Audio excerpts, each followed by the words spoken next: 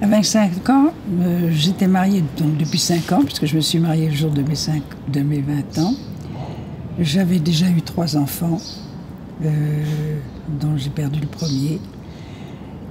Et je crois que j'étais avant tout une jeune mère une jeune mère de famille, quoi.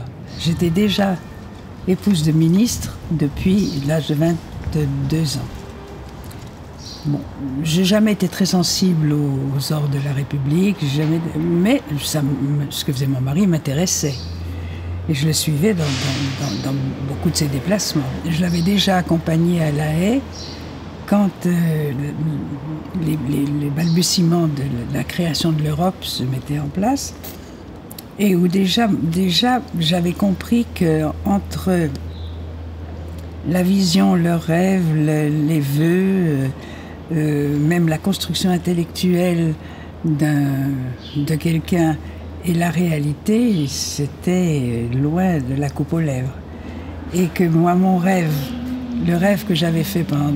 J'étais dans la résistance, dans mes maquis, avec mes camarades du même âge, on avait 17 ans, 16 ans, 17 ans, de voir une Europe en paix, où les peuples ne se font pas la guerre.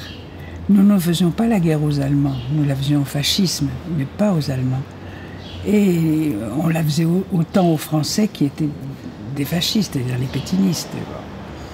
Et ce rêve de l'Europe des peuples, dans lequel nous avions construit tout notre avenir, s'effondrait petit à petit tous les jours, dû au réalisme de la politique en cours.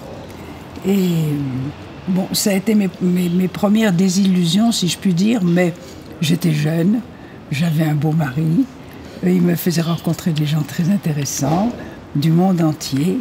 Nous voyageons pas mal.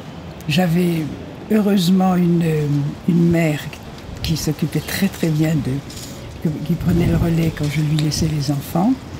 Et bon, c'était plutôt une jeunesse, une jeunesse de femme